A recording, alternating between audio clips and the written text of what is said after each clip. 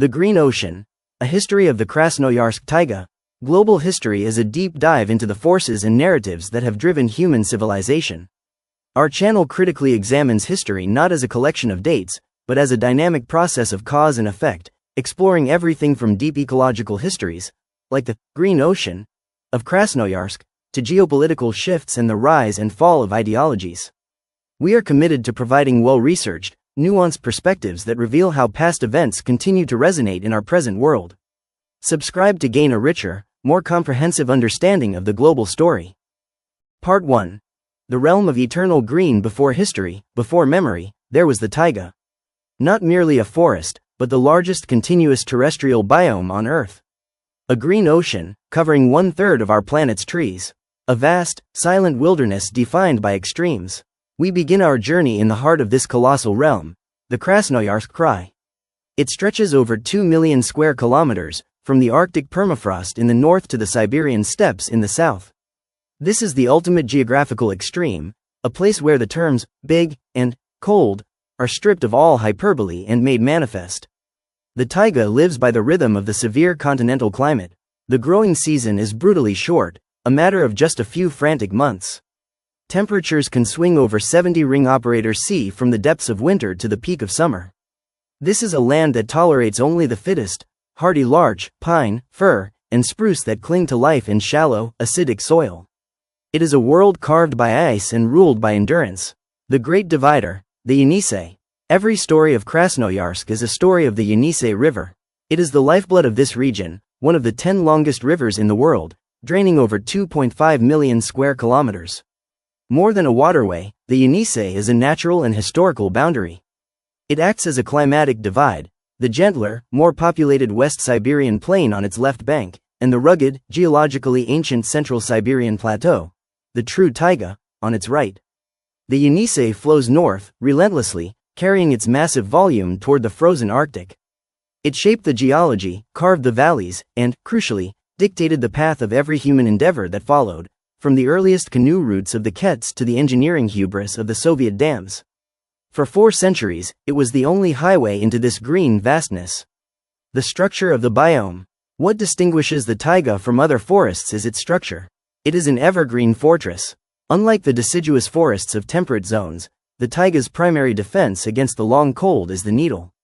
This architecture allows it to photosynthesize almost immediately upon the return of spring light. It is a slow, methodical machine. But beneath the canopy lies the critical foundation: permafrost, permanently frozen ground that covers much of the Krai. It prevents water from draining downward, creating vast areas of bogs and swamps. In the far north, it is hundreds of meters deep, a literal time capsule of ancient ice and carbon. As we will see, the stability of the taiga, and indeed, of our global climate, is inextricably linked to this frozen subsoil. Its isolation has created a specific, hardy ecosystem. The sable, whose dense, dark fur once drove imperial conquest, is a symbol of its wealth. The Siberian musk deer, the elk, and the ever-elusive wolf are masters of camouflage. The taiga is a silent predator, demanding respect, and offering immense, if temporary, reward to those who learn its rules. Introducing the first peoples. Long before the Cossacks, the Tsar, or the Soviet engineers, 2 distinct groups learned the deep, unforgiving language of the Krasnoyarsk Taiga. They are the Kets and the Evenks. The Kets are linguistically isolated, their language, the last survivor of a once vaster family, a puzzle for modern science. They are the people of the riverbanks and the low taiga, masterful fishers and trappers, whose culture is intrinsically woven into the Yenisei's seasonal ebb and flow. The Evenks are the true nomads of the taiga, their territory once stretching across all of Siberia. They are the reindeer people. Their survival hinged on a delicate, migratory relationship with their herds, a lifestyle that demanded constant movement and an unparalleled intimacy with the forest's secret pathways. Their mythology speaks not of conquering the forest, but of living in balance with the spirits that inhabit it. They were the original masters of the forest. Their history is the true beginning of this story, a deep chord struck in the silence of the Green Ocean, one that Russian expansion nearly drowned out entirely. The coming story. This endless forest has been a backdrop for 4 centuries of struggle. It was the Tsarist treasury for sable pelts. It became the engine room for the Trans-Siberian Railway. Then, under Stalin, the taiga was transformed into a place of profound suffering, the vast, frozen cemetery of the Gulag system, where millions were forced to feed the Soviet timber and mining machine. Finally, it became the proving ground for Soviet ambition, a place to harness the colossal power of the Yenisei with megadoms, and to hide the nation's deepest military secrets in underground cities carved from the rock. Today, the taiga faces its greatest challenge, not an empire, but the rapid heat of a changing world. It remains a crucial defense against global warming, the great carbon sink, but its frozen foundations are thawing, and its resilience is being tested by fire and the relentless modern demand for its resources. To understand the fate of the planet's green lungs, we must first understand the history etched into the wood, the rock, and the ice of the Krasnoyarsk Taiga. Part 2. A Deep History, Geology and Ice. The Birth of Siberia, the Traps. If the taiga is the realm of eternal green, its foundation is a monument to unimaginable destruction. 250 million years ago, at the close of the Permian era, the Siberian landmass was torn apart by a series of volcanic eruptions known today as the Siberian Traps. For 2 million years, mile after mile of molten basalt poured from the Earth's mantle, creating the largest known volcanic event in the planet's history. This was not a mountain-building eruption, but a massive, flat flood of lava, covering over 2 million square kilometers, the exact size of the Krasnoyarsk Krai today. The sheer scale of this event didn't just shape the Siberian landscape, it may have fundamentally changed global life. The immense release of sulfur, carbon dioxide, and other greenhouse gases is believed to have been the primary catalyst for the Permian-Triassic extinction event, often called the Great Dying, which wiped out over 90% of marine species and 70% of terrestrial vertebrate species. What remains is the Siberian Kraton, the rigid, geologically ancient core of this continent. It is this underlying structural stability, this massive shield of ancient rock, that allows the taiga to exist as a vast, relatively flat, uninterrupted ocean of trees today. The surface may be prone to fire and frost, but the bedrock is older than the dinosaurs. Permafrost, the frozen foundation. The taiga's current identity is less defined by ancient heat and more by ancient cold. The single most important geological feature influencing life, infrastructure, and now, global climate, is permafrost. This is soil, rock, or sediment that remains below zero ring operator C for at least 2 consecutive years. In parts of Krasnoyarsk, this frozen layer plunges a kilometer deep, holding the land captive in a permanent state of refrigeration. It's an ecological paradox, a swampy, humid biome sitting atop a block of solid ice. Permafrost dictates the limits of the taiga ecosystem. By preventing water from draining, it creates the vast, nutrient-poor bogs and wetlands that characterize much of the land. Tree roots cannot penetrate the frozen depth, forcing them to spread shallowly, making them vulnerable to wind, a phenomenon known locally as drunken forests, where trees list at odd angles as the ground beneath them shifts. But its greatest secret is its massive cargo of carbon. Locked within this frozen soil are the remains of countless plants and animals, the accumulation of millennia. Scientists estimate the world's permafrost holds twice as much carbon as is currently in the atmosphere, a colossal bomb that sits silently ticking beneath the green canopy. The Ice Age Sculptor. The Krasnoyarsk Taiga has been repeatedly sculpted by the advance and retreat of the Quaternary glaciations, the Ice Ages. While the massive sheets didn't cover all of central Siberia, their impact was profound. Glaciers pushed enormous volumes of water and ice, grinding down mountains and depositing new layers of sediment. The Yenisei, already a force of nature, became a glacial sluice, diverting courses, creating vast meltwater lakes, and carving the dramatically steep-sided valleys we see today. A clear result of this erosive power and subsequent weathering is the Stolby Nature Sanctuary, or pillars, near the city of Krasnoyarsk. These towering, bizarre syenite and nepheline columns were sculpted by millions of years of wind, water, and ice cycles. They stand as geological sentinels, silent witnesses to the deep forces that ripped and shaped the terrain. The ice ages also acted as a biological filter. Only the hardiest, most cold-tolerant species, the spruces, pines, and especially the larch, survived the repeated deep freeze. The larch is the taiga's signature tree, a conifer that uniquely sheds its needles in the autumn. This adaptation allows it to withstand the worst of the winter without losing moisture, a testament to the uncompromising selection process of Siberian climate. Prelude to human arrival. The geological history of Krasnoyarsk is a story of colossal energy, of volcanic fire, continental shifts, and glacial ice.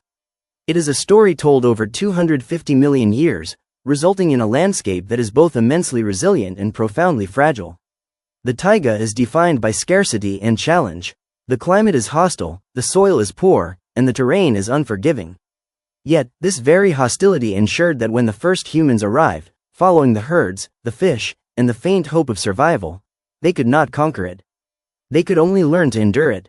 Their history begins where the geological history ends, in the quiet, challenging expanse where one must learn not to fight the forest, but to move as a part of it. The stage is set. Part 3. First Peoples, the Masters of the Forest. The Ket Enigma, Linguistic Isolation. For millennia, the taiga has demanded silence and adaptation. The first peoples to master this severe world did so not through conquest, but through a profound, generational intimacy with the river and the forest. We begin with the Kets. Found primarily along the central and southern reaches of the Yenisei, the Kets represent one of the deepest mysteries of Siberia. They are the last surviving people of the Yeniseian language family. Their tongue, a complex, tonal language, is not related to any other language family in Eurasia.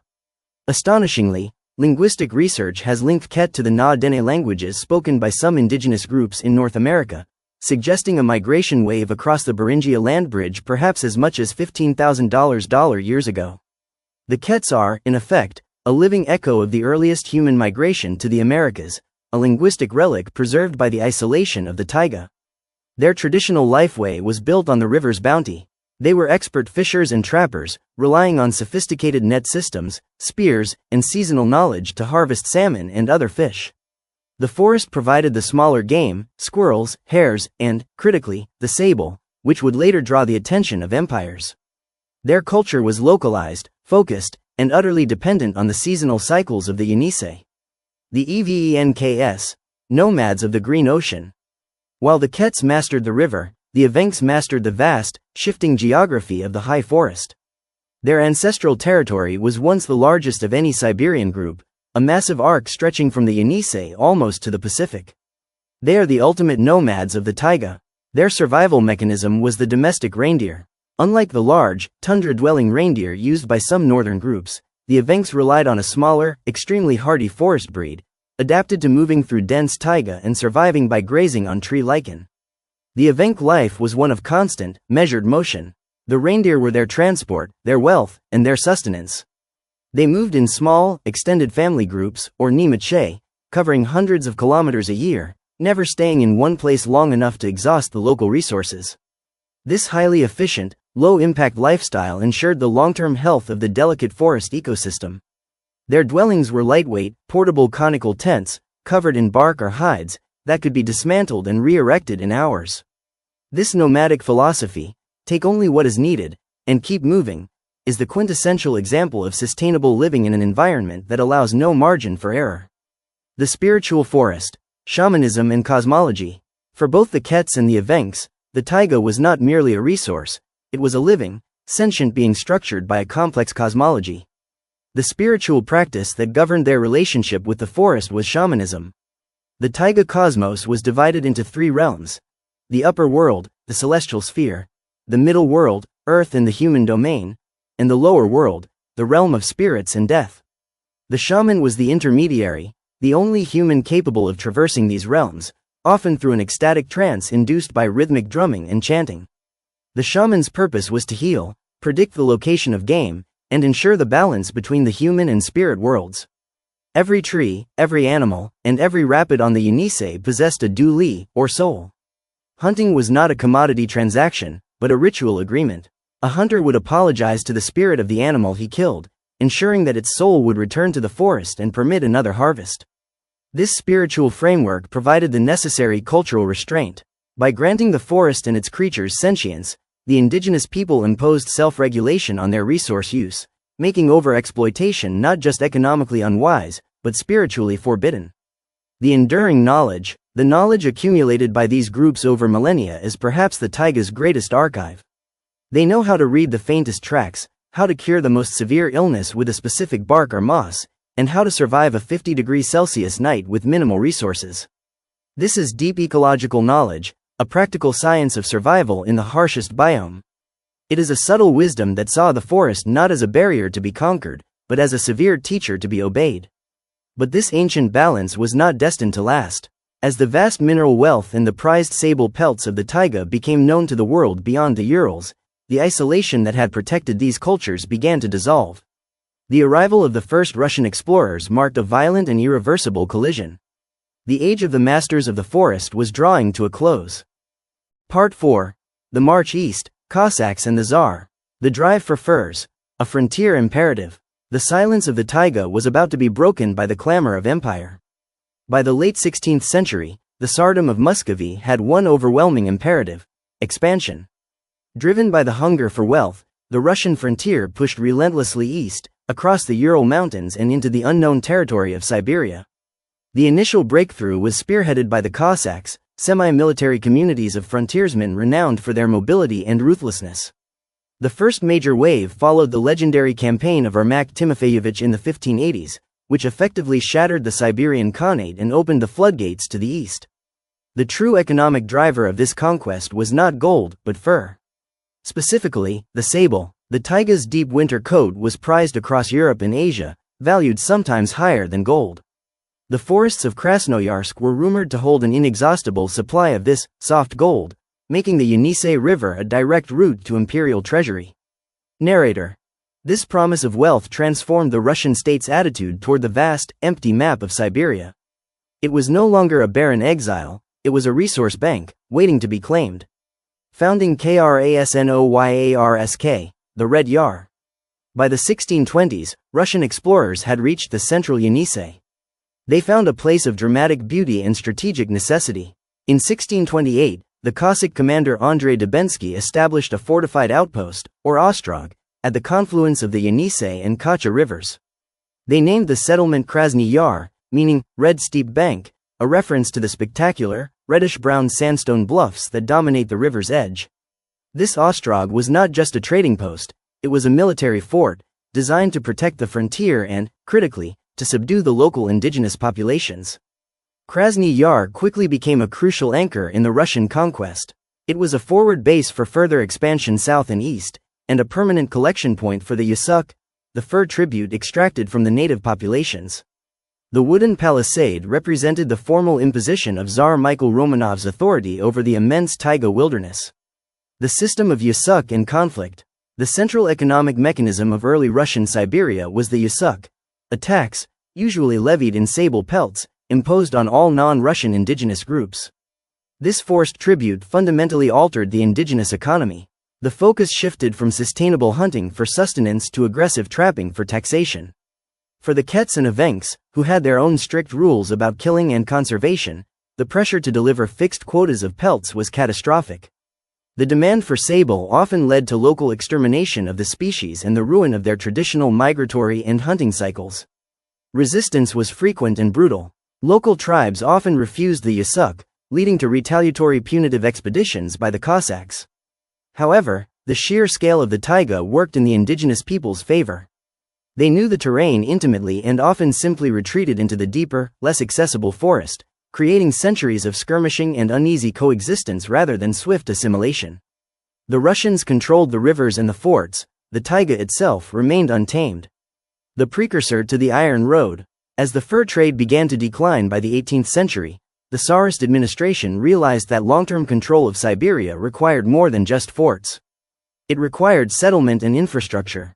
Krasnoyarsk shifted from a military outpost to an administrative center. Land was gradually opened for Russian peasant settlement, and the city became a staging ground for the first major resource booms, notably the Siberian gold rush that exploded in the first half of the 19th century. Gold accelerated the population growth and pushed the need for better transport. The distance between Moscow and the fertile plains of Siberia remained a crippling barrier. By the late 19th century, the ultimate solution was conceived: the Trans-Siberian Railway. Its construction would change everything. The arrival of the Iron Road would not only cement Krasnoyarsk's role as a major hub but also provide the means to exploit the taiga's timber and mineral wealth on a scale that the Tsars could only have dreamed of. The taiga was about to enter the industrial age. The gentle rhythm of the fur trapper was replaced by the mechanical thud of the steam hammer. Part 5. The Iron Road, Trans-Siberian and Industrialization. The vision of the Iron Road. If the Yenisei River was the artery of early conquest, the Trans-Siberian Railway was the nervous system of modern empire. By the 1890s, the Taiga's isolation was deemed an economic liability. The vision was immense, a steel ribbon connecting Moscow to the Pacific, spanning 9,000 kilometers. The construction through the Krasnoyarsk region was an engineering and logistical nightmare. Workers battled the short summer season, the permafrost, the swamps, and the sheer density of the taiga. Every kilometer of track required mountains of timber for sleepers and trestles, turning the surrounding forest into both a resource and an obstacle. The railway arrived in Krasnoyarsk in 1895. The most spectacular achievement was the Great Yenisei River Bridge, a colossal structure of steel and stone designed by engineer Yevgeny Nor. Upon its completion, the bridge was so significant it was displayed at the 1900 Paris Exposition, symbolizing Russia's technological mastery over the Siberian wilderness. The Iron Road fundamentally reoriented the entire region. The river, once the only highway, became secondary to the rail line. Krasnoyarsk was instantly elevated from a regional administrative post to a crucial junction, the geographical midpoint of the entire route, positioning it perfectly for explosive growth. The population explosion and settlement. The railway served as a massive demographic pump. It was cheaper and faster than ever before to move deep into Siberia. Millions of landless Russian and Ukrainian peasants, desperate for opportunity, followed the rails east. Narrator. The Stolypin reforms in the early 1900s, which offered cheap land to new settlers, further fueled this migration. Villages and towns sprang up seemingly overnight near every siding and station along the track. The cultural landscape was instantly transformed. The small, isolated posts of the Cossack era were subsumed by a tide of new arrivals. The city of Krasnoyarsk experienced a period of radical urban expansion. It transitioned from a largely wooden, frontier town to a brick-and-mortar commercial center. The population swelled, and with it came the institutions of modern society: banks, hospitals, universities, and factories. The city was no longer defined by the taiga that surrounded it, but by its connection to the European West. The new resource economy, timber and gold. With reliable transport, the economic balance of the taiga shifted definitively from fur to bulk commodities. The most visible casualty was the forest itself. Timber became the region's largest industry. What had taken Cossacks months to move by river could now be shipped across the continent in days. Forests near the railway were quickly and aggressively logged to meet the demands of a modernizing Russian empire and, increasingly, European export markets. The term green gold gained a new, industrialized meaning. Concurrently, the Siberian gold rush received a fresh injection of capital and technology. While gold had been mined for decades, the railway allowed for the massive movement of heavy machinery, transforming small-scale placer mining into large, industrialized operations. This was a clear demonstration of the new economic principle. The taiga's resources were no longer precious commodities like sable, but immense, fungible bulk goods to be extracted and transported as efficiently as possible. The marginalization of the indigenous people. For the indigenous Kets and Evenks, the arrival of the railway was a catastrophe. It did more than change the economy, it erased their traditional way of life. The vast influx of settlers and the imposition of Russian property laws effectively seized ancestral lands. The intensive industrial logging and mining polluted the rivers and destroyed the migratory routes essential for reindeer herding and trapping. Their self-regulating ecological balance was instantly overwhelmed by the new imperative of mass production. The taiga, their home, was suddenly compartmentalized, sectioned off, and claimed. Many indigenous groups were forced into reserves or relocated into centralized settlements, shattering their nomadic economies and traditional knowledge systems. The Iron Road brought civilization and progress to the newcomers, but it brought displacement and ruin to the masters of the forest. This industrialization set the stage for the next and darkest chapter, a century defined by ideological battles and the ultimate state control of the taiga's body and soul. Part 6. The darkest chapter. Gulags in the taiga. The archipelago of exile. By the 1920s, the Soviet state inherited the Tsarist tradition of using Siberia as a place of exile, but transformed it into an unprecedented system of forced labor. The taiga, with its vast, untapped resources and inescapable severity, was deemed the perfect prison. This system was the Gulag, an acronym for the Chief Administration of Corrective Labor Camps. It was not a few isolated prisons, but an entire archipelago of camps stretching across the Soviet Union, strategically placed wherever large-scale, cheap labor was required to feed the ambitious 5-year plans. The Krasnoyarsk region became a major pillar of this system. Its endless supply of wood, its rich mineral deposits, and its remoteness made it ideal. The main network here was Krasnoyarsk Corrective Labor Camp, established in the early 1930s.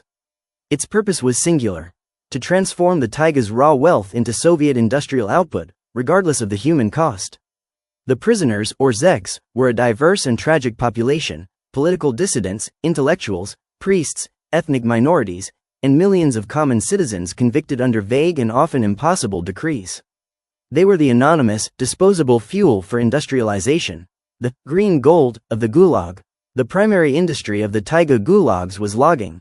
The timber was the Soviet Union's most accessible form of hard currency, essential for building cities, supporting industry, and trading internationally. This was the true, dark meaning of green gold in the Soviet era.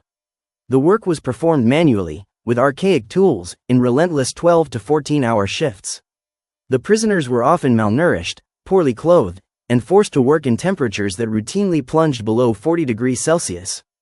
The quota for woodcutting was brutal and often impossible to meet, leading to instant punishment and reduced rations. Survival became a grim calculation. The extreme cold, the pervasive hunger, and the constant threat of injury or illness combined to create an environment of lethal efficiency. The taiga, indifferent to ideology, was an accomplice to the system. The sheer vastness of the forest made escape virtually impossible. It was less a place of freedom and more a labyrinth of death. Entire segments of the taiga forests were clear-cut by the Krasnoyarsk network, creating environmental scars that are still visible today, where the forest's regeneration struggles to overcome the legacy of forced labor. Personal testimonies and ethical considerations. The true history of the Gulag is preserved in the memories and accounts of the survivors. In recounting this chapter, we must treat their personal testimonies with the utmost ethical gravity. These are not historical statistics, they are accounts of individual endurance and suffering. Writers like Alexander Solzhenitsyn, who spent time in Siberian camps, provided the world with the first full reckoning of the Gulag. He chronicled the routine inhumanity, the arbitrary cruelty of the guards, the constant hunger known as bone ache, and the deep psychological erosion that came with dehumanization. The Krasnoyarsk Taiga holds thousands of unmarked graves. Those who perished often died not from a single act of violence, but from natural wastage, exhaustion, malnutrition, and exposure. For the Soviet state, the labor force was seen as an infinitely renewable resource, drawn from a constant flow of arrests. These camps defined the taiga in the mid-20th century. They were centers of forced production, but also laboratories of human resilience and despair, a time when the Green Ocean witnessed the darkest capabilities of state power.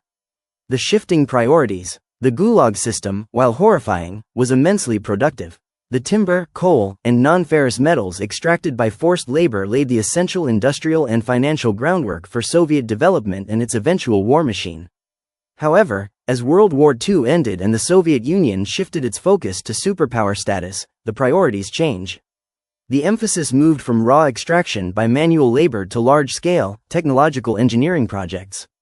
The need for massive quantities of electricity, metal, and, critically, nuclear material, would ultimately eclipse the reliance on the Gulag's brutal simplicity. The taiga was about to be leveraged in a different way, not as a prison for men, but as a site for the Soviet Union's most ambitious and ecologically disruptive engineering feats. The era of the Gulag transitioned directly into the era of the Great Dam. Part 8. The Modern Taiga, Challenges in Conservation. Post-Soviet Turmoil and the Resource Rush. With the fall of the Soviet Union, the central control that once regulated, and brutally enforced, resource extraction evaporated. The post-Soviet transition brought a period of economic chaos and a new, faster-paced rush for the taiga's wealth. State-owned enterprises were rapidly privatized, often leading to opaque business deals and a massive consolidation of wealth in the hands of a few powerful players. The global demand for timber and mineral resources, fueled by China's growth in the global market, intensified the pressure on the Krasnoyarsk Taiga like never before. The sheer scale of modern logging practices is staggering. While legal quotas exist, the problem of illegal logging remains rampant, particularly in remote areas. Entire valleys can be stripped in weeks, often with little regard for environmental regulation or reforestation. The lack of effective governance and infrastructure in the deep forest makes enforcement a near impossible task. The result is fragmentation. The forest that once felt endless is being reduced to patches, disrupting the migration routes of animals and making the remaining wilderness more vulnerable to external stresses. Oil, gas, and mining expansion. Beyond timber, the taiga sits atop vast reserves of hydrocarbons and minerals. Modern technology now allows energy companies to access areas previously deemed too remote or too difficult. Oil and gas exploration continues to push north into the most pristine regions of the Krai. This expansion brings with it massive infrastructure development, roads, pipelines, and drilling sites that permanently scar the landscape and disrupt fragile ecosystems. The taiga is no longer just a forest, it is an industrial corridor. The Krasnoyarsk region is a major global source of nickel and other non-ferrous metals, a legacy from the Soviet era that continues today. While essential to the world economy, these mining operations often leave behind enormous ecological footprints, including air and water pollution that impacts river systems far downstream. The question for the modern taiga is whether any resource extraction can be truly sustainable in this fragile, cold-dominated environment. Climate change, the thawing carbon bomb. The single greatest long-term threat to the taiga is not human policy, but global climate change. The Siberian interior is warming significantly faster than the global average, creating two immediate, catastrophic threats. First, the permafrost is melting. This causes widespread infrastructure damage, roads buckle, pipelines break, and buildings collapse as the ground beneath them liquefies. More critically, the thaw releases ancient stores of methane and carbon dioxide, the colossal carbon bomb we discussed in Part 2, creating a devastating feedback loop that accelerates global warming. Second, this warming, combined with aggressive logging, has fueled an unprecedented increase in wildfires. The taiga is adapted to fire, but not at this scale and frequency. Massive, uncontrolled blazes are now a yearly catastrophe, releasing millions of tons of stored carbon into the atmosphere, creating hazardous air quality across the region, and destroying the forest faster than it can regenerate. Sanctuaries and the future of conservation. Amidst the relentless pressure, pockets of the taiga have been fiercely guarded. Stolby Nature Sanctuary, or Zapovednik, stands as a local icon of conservation. Lying just outside Krasnoyarsk city, this reserve protects the unique syenite rock columns and a relatively untouched slice of the central Siberian taiga. It proves that coexistence is possible when the political will is present. Krasnoyarsk is also home to vast, remote zapovedniks, strict nature reserves, like the Central Siberian Reserve, which offer critical refuge for endangered species and protected landscapes. However, these reserves are often underfunded and challenged by encroachment from logging and mining interests that view them as obstacles to economic gain. The taiga is more than a regional resource, it is a global asset. As the world's largest carbon sink, its fate is inextricably linked to the planet's climate stability. The modern challenge is no longer about maximizing extraction, but about recognizing the forest's profound, essential value as a living system. The pressure is immense, but the stakes, the fate of the Green Ocean, could not be higher. Part 9. The Future of the Green Ocean, Conclusion. Synthesis, the Archive of Endurance. We have journeyed through 250 million years of existence in the Krasnoyarsk Taiga. We have seen the land forged by fire and refined by ice. We have witnessed the profound intimacy of the Kets and Evenks, the rapaciousness of the Tsarist fur trade, the unforgiving tragedy of the Gulag, and the hubris of the Soviet dam builders. The taiga, this green ocean, has endured it all. It is an archive of endurance, a testament to the planet's ability to withstand immense pressure. But the challenges of the past were always finite. A war ended, an empire fell, a resource was depleted. The challenge of the present is systemic, relentless, and unprecedented. The history of the Krasnoyarsk Taiga is, in microcosm, the history of human interaction with the wilderness, a constant tension between respectful survival and extractive ambition. The modern era asks a fundamental question that all previous eras avoided. Can we, the dominant species, recognize the true, non-monetary value of this forest before it is too late? The global importance, carbon sink and climate defense. Today, the taiga's significance transcends Russia, it is a global climate regulator. This massive ring of boreal forest holds 1/3 of all the trees on Earth, and it serves as the planet's largest terrestrial carbon sink. Through photosynthesis, the trees of the taiga annually absorb millions of tons of carbon dioxide from the atmosphere, slowing the pace of climate change. This function is an essential service, worth infinitely more than the timber cut, the oil pumped, or the electricity generated. It is a protective, planetary lung. But the climate defense is failing. The accelerated warming in Siberia is turning the sink into a source. The thawing of the permafrost, the frozen legacy of Part 2, is now releasing potent greenhouse gases like methane and carbon dioxide at an accelerating rate. We are witnessing a critical feedback loop. Human activity warms the planet, the warming thaws the taiga, and the thawing taiga releases more carbon, making the warming worse. The taiga is literally on a tipping point. The massive, frequent wildfires of the modern era are not just local disasters, they are global carbon release events, transforming the ancient storage capacity of the forest into a direct threat to global stability. The choices of resilience. The story of the taiga need not end in tragedy. Its immense resilience, honed by millennia of climate extremes, is its greatest asset. But resilience requires stewardship, and stewardship requires choice. The key to the future lies in restoration and regulation. It requires implementing sustainable forestry that moves beyond clear cutting to selective harvesting. It means demanding transparency and accountability from the oil and gas industries that operate in its most sensitive regions. Crucially, it means empowering the indigenous communities. The Kets and Evenks, whose cultures were almost destroyed by centuries of empire, hold the deep ecological knowledge necessary for long-term survival in this environment. Their traditional ways of land management, born of respect and spiritual necessity, are now being recognized by science as the most effective path toward stability. Reintegrating their stewardship into the vast nature reserves is a choice for the future. The human relationship with the taiga must shift from a desire to dominate its power to a humility in protecting its life-giving processes. Final reflection. The last frontier. The Krasnoyarsk Taiga is often called a last frontier. But perhaps it is not the end of a map, it is the beginning of a lesson. It teaches us that the greatest treasures are not the gold beneath the soil or the timber above it, but the essential processes that allow life to continue. It teaches us that time, fire, and ice are the true architects, and that human tenure here is but a fragile moment. The vast, silent world of the taiga does not plead for its existence. It merely is. Its future is not merely a regional concern, it is a global indicator. The health of the green ocean is a direct measure of our own collective wisdom. We began in the realm of eternal green. That realm can endure, but only if we choose to let it. Thank you for watching. Subscribe, like, and comment.